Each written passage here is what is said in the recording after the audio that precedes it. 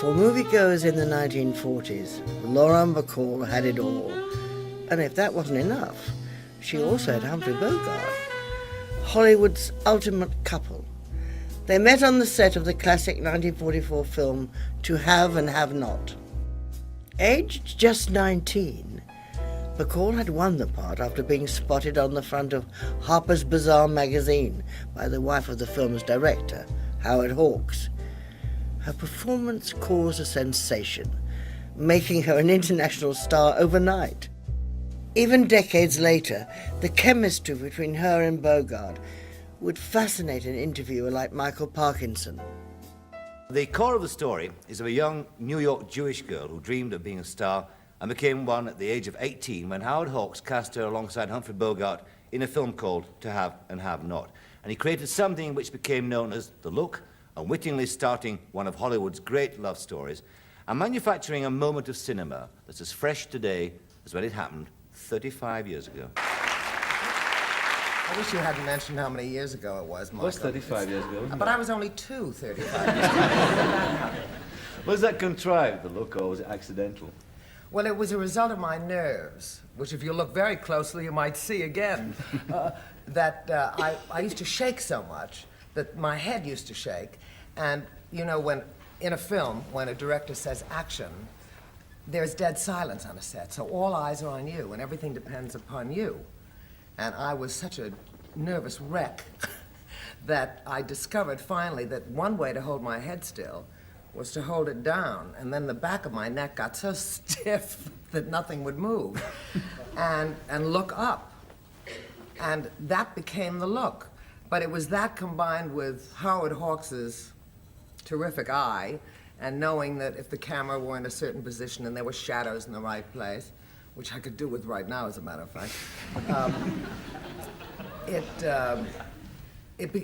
was a combination of what he saw and my panic. But how much of what came over that sultry, sexy, sort of worldly look was the real you at that time? None of it. No, because you were in fact 18, I mean, weren't you? what can you be, you know, when you're 18 years old and you know nothing, and you have no, very limited acting experience, almost none, and very little life experience? I mean, how sophisticated can you be, for heaven's sakes? Yeah.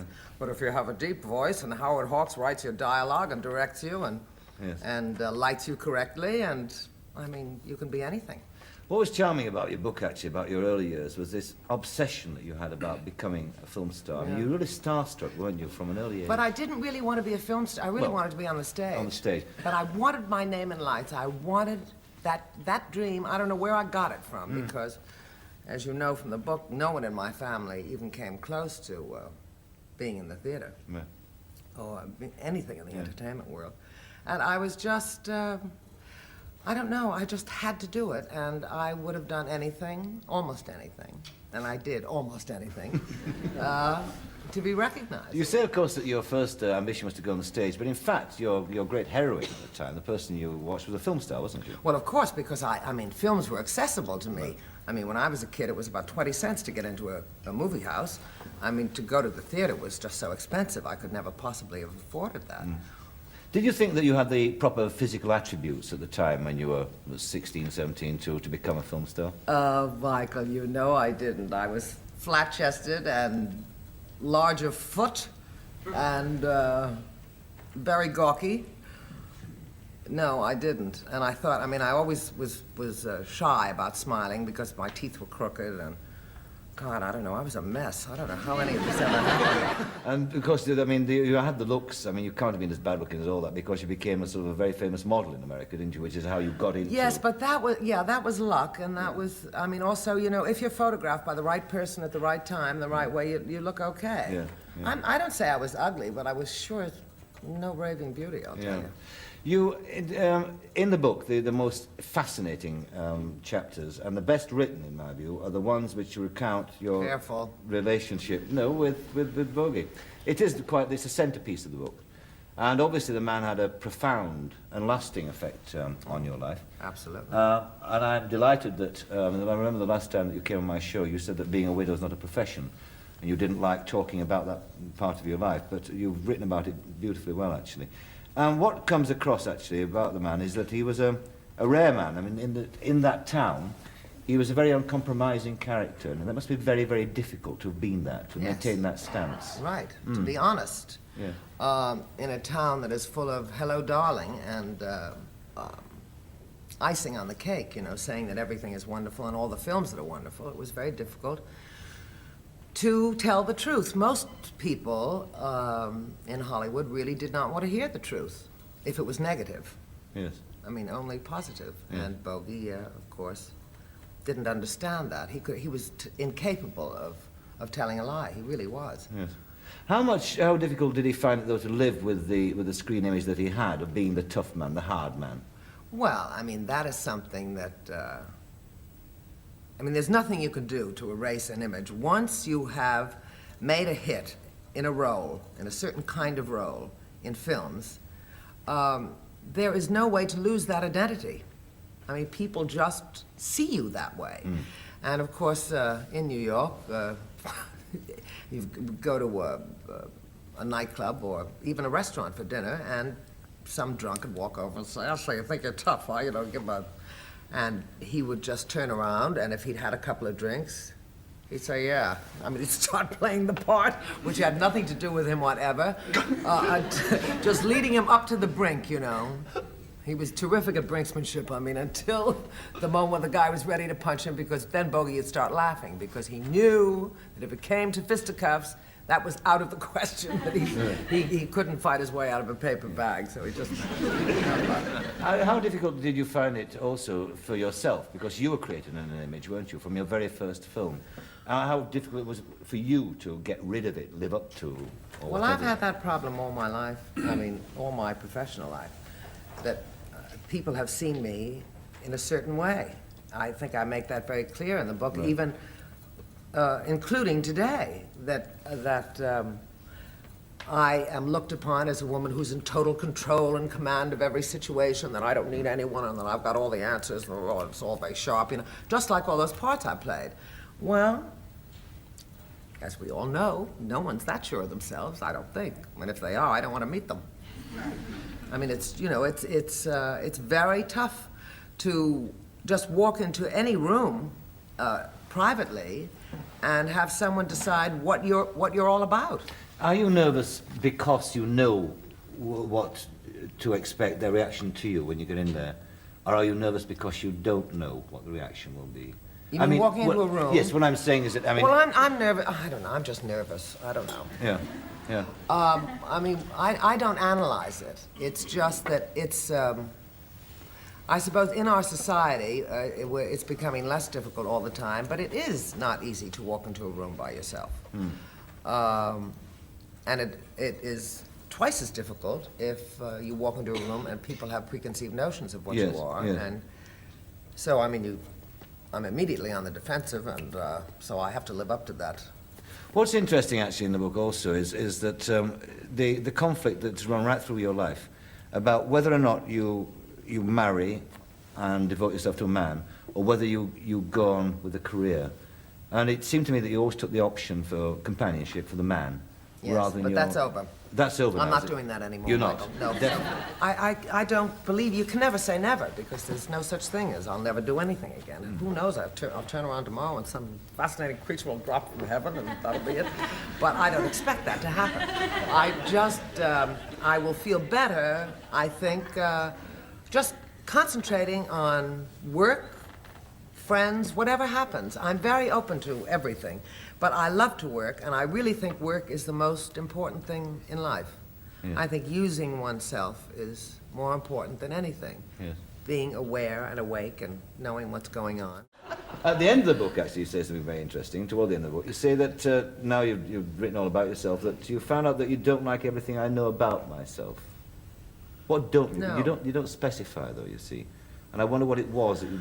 Well, I have faced, when you start reviewing your life, you have to face your shortcomings. And you can't just shove them under the rug anymore. I don't like moments of envy that I have, you know, as far as professionally, yes. Mm-hmm. I don't like I don't admire at all in myself my not having the courage to stand up to Hawks every time he made a crack about the Jews.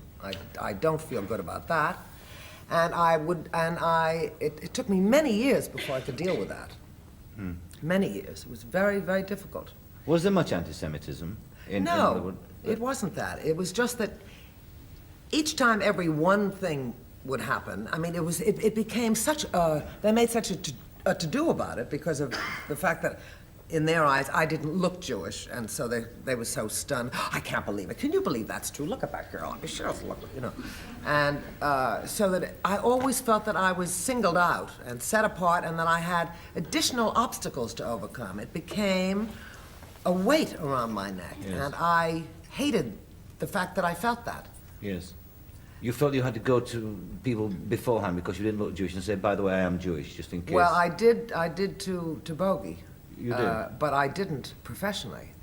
And that is what I don't like about myself, the fact that I did not say, now just a minute, you may as well know it now, and we'll stand. I mean, I wasn't that terrific. I was not that gutsy, and I wasn't that honest about it. I was terrified that maybe I would lose my job, and I didn't have the courage to deal with it. What about now? Do you still feel, uneasy when somebody makes an anti-Semitic remark in your company?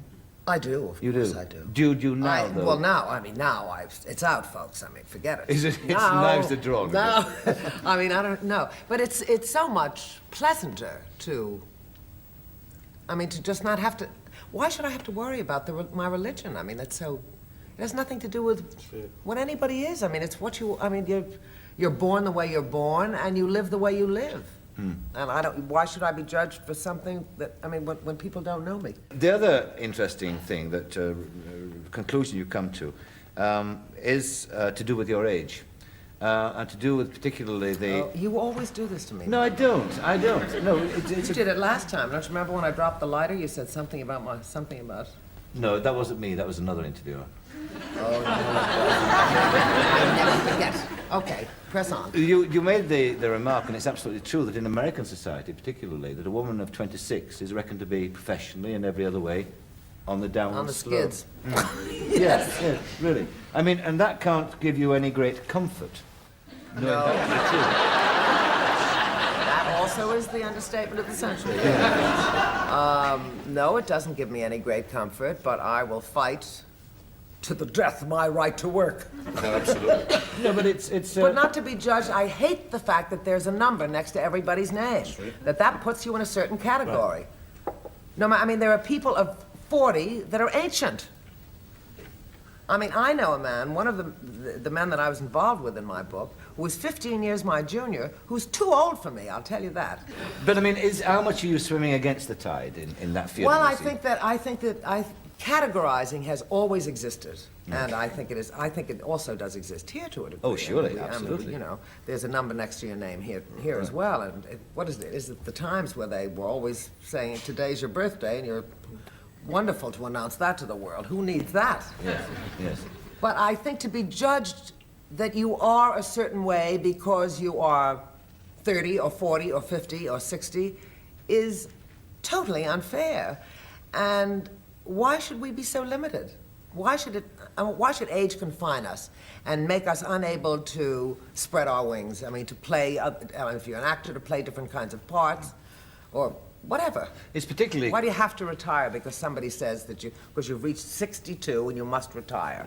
But women particularly are vulnerable to this kind of thinking, aren't they? Yes, but I think it's affected men as well. Yes. I think men that have been asked or feel that they must retire from a job that they've held for 20 years because they've reached a certain age, and don't want to retire and are not ready to retire mentally or physically or anyway. I mean, it affects them badly. Retirement was never an option for Bacall, but she's always been frank about the fickle nature of fame and the pressure it brings, as she explains here in an interview with Barry Norman. It's terrible to be 18 or 19 years old and have that kind of success when you are not prepared for it, when you are not equipped to deal with it. As I had very little experience, acting experience, I mean, I wanted to be an actress, and I studied for it, but I still had not done it enough. I mean, how much can you do by that age, you know? Not a hell of a lot. So, and that kind of insanity that goes on, when you make that kind of an instant success, which is partially real, but also partially created by studio people then, you know. Warner Brothers had, as head of publicity, a man called Charlie Einfeld, who was one of the great publicity geniuses of all time. And he knew how to really make somebody, you know, everyone talk about you. And I mean, I was in every magazine, on every cover, on everything. Too much. I remember arriving at Grand Central Station in New York from California just after To Have and Have Not had been released. And Grand Central Station was packed with fans and police. Thousands and thousands of people. Now, I don't know how they got there. Somebody from Warner Brothers must have spread the word. I have no idea how it happened. But I mean, when that happens to a 19-year-old girl, it's very scary. You just don't understand it. And were you expected to react in this slightly cynical, slightly tough, slightly wisecracking way that you appear in the film? I have no idea. By the time you made The Big Sleep, you and Humphrey Bogart were married. By the time it was released, we were. Now, what influence did he have on your career and indeed on teaching you to act? Did he try to teach you, or did he encourage you to go your own way? He never tried to. I mean, he never gave me acting lessons. He never interfered in my career at all. He never tried to get me a part. He never threw his weight around at all on my behalf. He felt that should be a separate thing. When you look back now on those, your early part of your life in Hollywood, does it seem real, or does it seem like something that happened to somebody else whom you know? It seems very much as though it happened to somebody else. I mean, I know it happened to me. But as I think of me then, it doesn't seem like me. I mean, I don't relate to it. I don't think about that life, except occasionally when I think, did I really live like that? I mean, was that really me living in that house? I mean, I remember experiencing all of it, and I remember being in all of the places that I was and with the people that I was, but it's so far from the way I've lived for the last 15 years. I get the impression that after Bogart's death, your career never quite reached the same heights again. Now, is that true? And if so, is it coincidental, or was it simply because of the way the film industry was going? I think it's a very gracious way of putting it. On your part, actually. It never reached the heights again, and it never will, and that's it. And nobody cared is what it really amounted to, except me. No, I think, you see, I don't think I was considered by a lot of people in films as an actress. I was thought of as Bogey's wife by a lot of people. Oh, that terrific girl, Bogey's wife, you know, and that was it. No one ever thought that I cared that much about work, I don't think. I mean, you don't go around saying, I want to work, I care about. Oh, hello.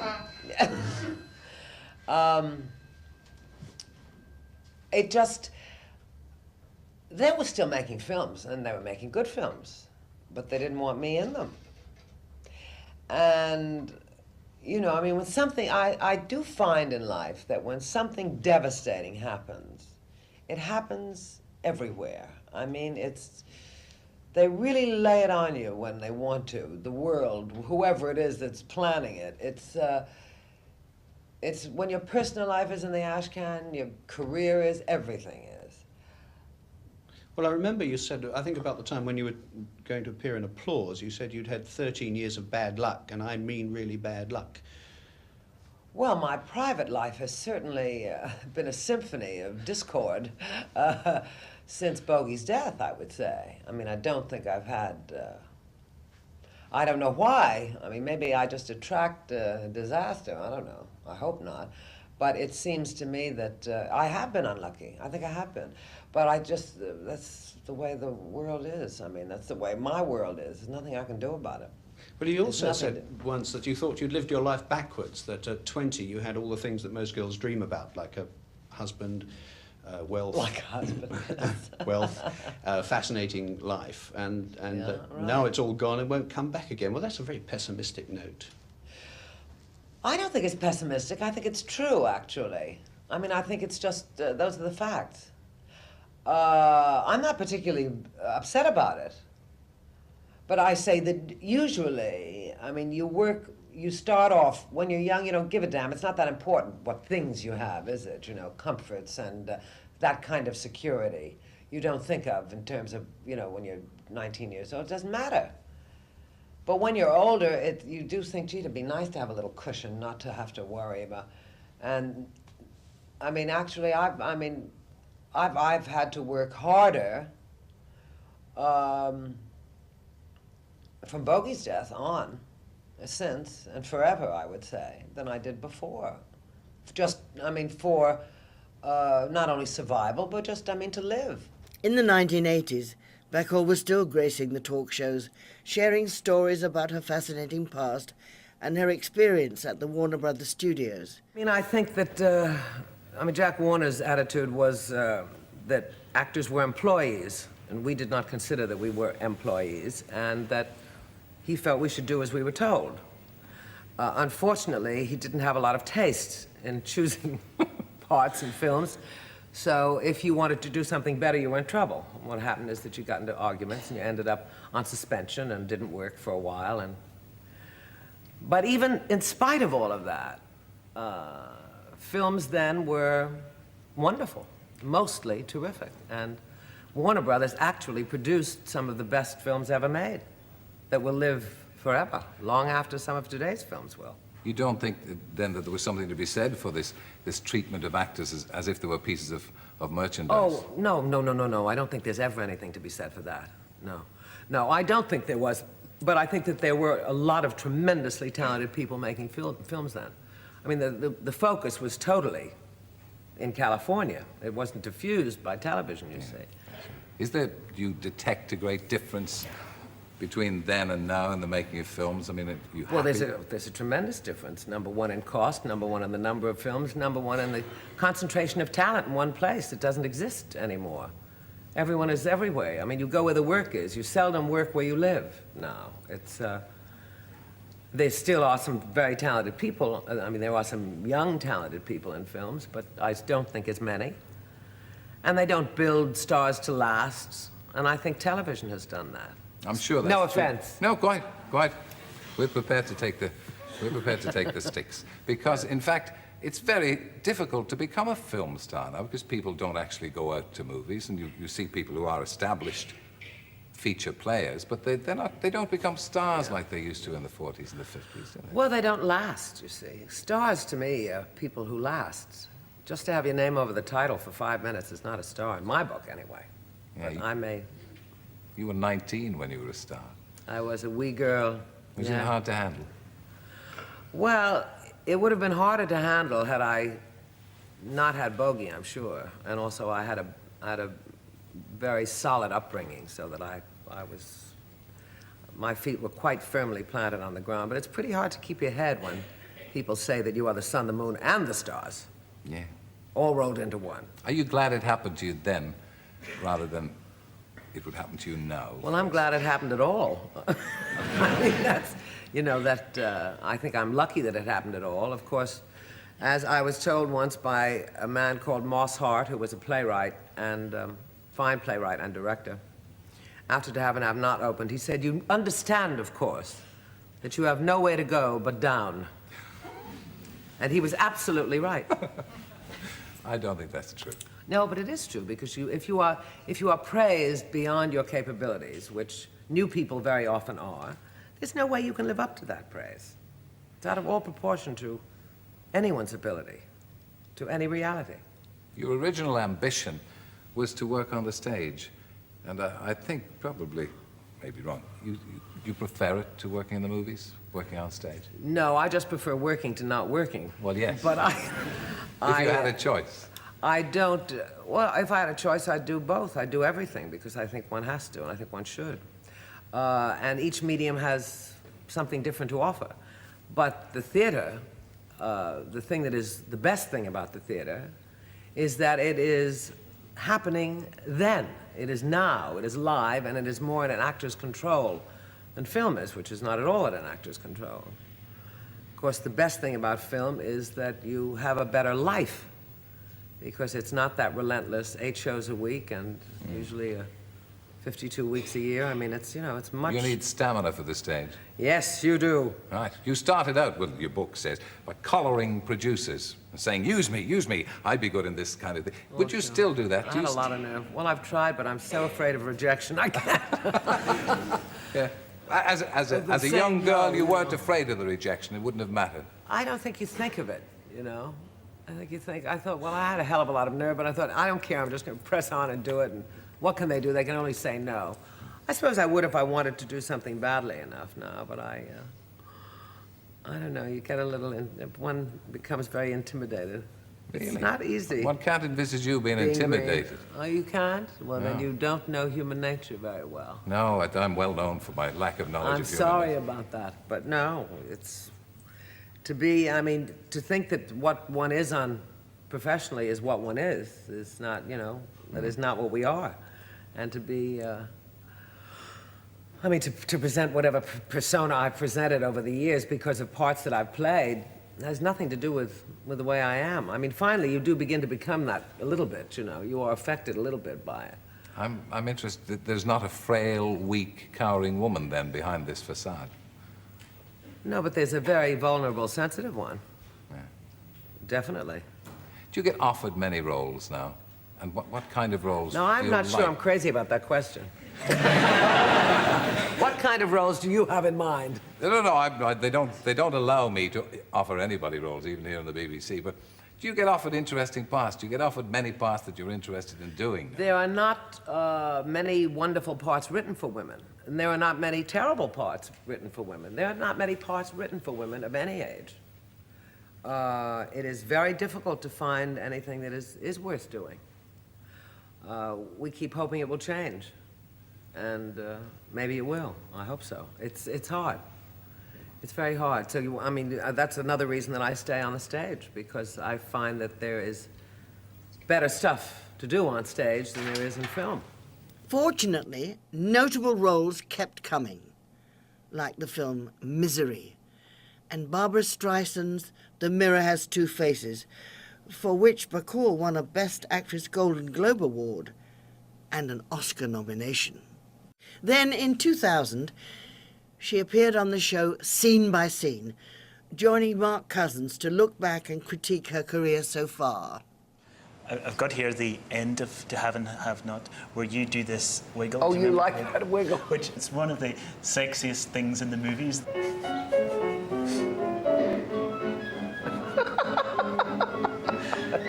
It's so funny. And Walter Brennan does the wee jig at the end. Yes, there you go.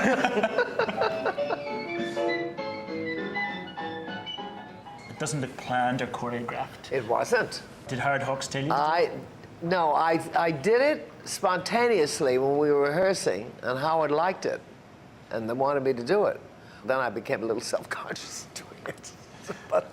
But because, you know, I studied dancing for 13 years, I wanted to be a dancer. So, and not that I considered that really dancing, but anytime I hear music, wiggling comes to mind. So. Well, you wiggle like a dream, I can tell you that. I've got a bit of bad news for you. And the bad news is that I've got a clip here of Confidential. Oh! Oh, I'm killing you. I hate my own father for 1,000 reasons. Then I fall for a stupid, idealistic fool who's trying to get himself killed. And you will be sooner or later. It's written all over you. So pathetic. Look at him. We shall see each other again before I leave. And celebrate. I do like you very much. Stop lying. Ooh.